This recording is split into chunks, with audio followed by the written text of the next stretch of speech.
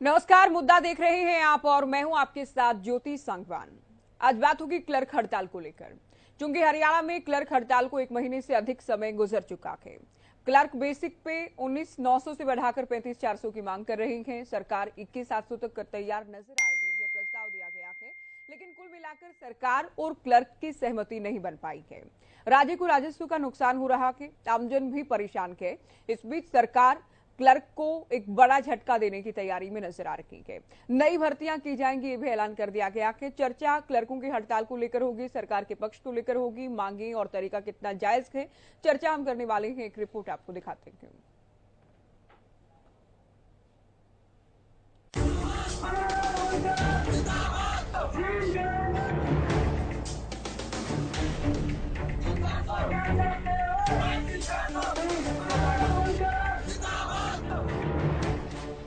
हरियाणा के लगभग सभी सरकारी विभागों के क्लर्क इन दिनों हड़ताल पर हैं।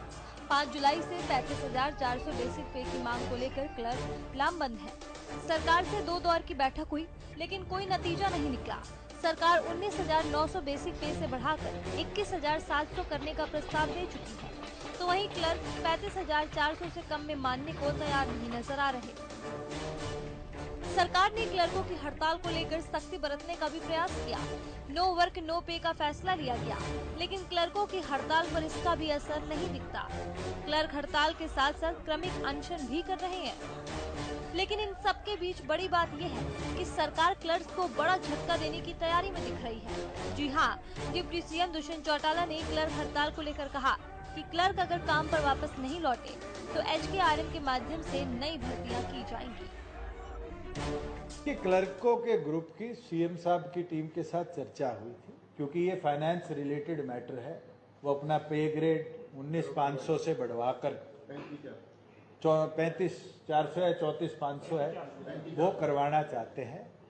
इसके अंदर मेरे से भी एक डेलीगेशन अभी रिसेंटली मिला था रोहतक के अंदर। मैंने उनसे आग्रह किया है कि इसके ऊपर सरकार को भी नुकसान हो रहा है, डे टू डे वर्किंग डिसइम्बेलेंस हो रही है। रजिस्ट्रियाँ हमारी 15 दिन बंद थी। उसके बाद जो क्लर्कों का काम था वो सिर्फ एक ओके बटन दबाना था तहसील के अंदर, उसको हमने रेवेन्यू साइड से एग्जेम्प्ट कर दिया। रेवेन्यू डिपार्टमेंट में कार्य नॉर्मल प्रक्रिया से अब चल रहा है, मगर जैसे एजुकेशन विभाग है और विभाग है जहाँ पर इनका रोल वो बहुत ज़्यादा इन्वॉल्व रहता है, वहाँ पर जरूर डिले आ रहा है। और मेरी फाइनेंस सेक्रेटरी से भी बात हुई है कि अगर जरूरत पड़े और अगर इसी तरह की नो पे नो वर्क के बाद भी स्ट्राइक चलती रहे और ये लोग चर्चा पे और सहमति पे ना आए, तो जरूर इसका ऑल्टरनेटिव हमें चाहे कौशल रोजगार से नए युवा साथियों को एनरोल कर उनको इनकी जगह लगाना पड़े। हम काम की एफिशिएंसी को बढ़ाएंगे।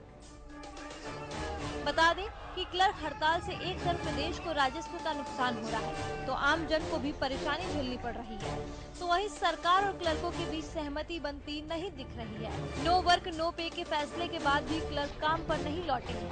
ऐसे में देखना ये है कि डिप्टी सीएम की चेतावनी के बाद क्या क्लर्क काम पर वापस लौटते हैं, हड़ताल खत्म करते हैं, या सरकार HKRN के माध्यम से नई भर्तियां कर लेती है। News desk, Haryana news. तो मुद्दा क्या है आपने रिपोर्ट में देखा। चर्चा की शुरुआत करते हैं। कुछ खास मेहमान हमारे साथ जुड़ गए हैं। बीजेपी प्रवक्ता सुबेश कटारिया जी, कांग्रेस से प्रवक्ता जोगेंद्र मोर्जी, इनेलो प्रवक्ता रजत पंजेटा जी, प्रवक्ता आम आदमी पार्टी अनुराधा शर्मा जी हमारे साथ स्टूडियो में हैं, राज्य उप प्रधान CAWS चित्रंजन साहू जी भी चर्चा में जुड़ गए हैं। स्वागत है आप सभी का। शुरुआत चित्रंजन साहू जी आपसे करेंगे। पहले हमने चर्चा उस वक्त की थी जब पिछली बैठक आप लोगों की सरकार के साथ हुई थी, बात नहीं बन पाई, सरकार 21,700 शायद करने को तैयार थी, लेकिन अब सरकार कहीं ना कहीं नए क्लर्क भर्ती करने की तैयारी में नजर आ रही है। HKRN के जरिए नई भर्तियां की जाएंगी, चूंकि काम प्रभावित हो या आमजन परेशान हो, अब सरकार ये नहीं चाहते। डिप्टी सीएम की ओर से कहा गया। मैम, वो सरकार का अंदरूनी मामला है, इस पे हम कोई टिप्पणी नहीं करेंगे। हम तो इसी बात पे है कि हमारी जो मांग है उसको सरकार सुने, इसको क्यों जान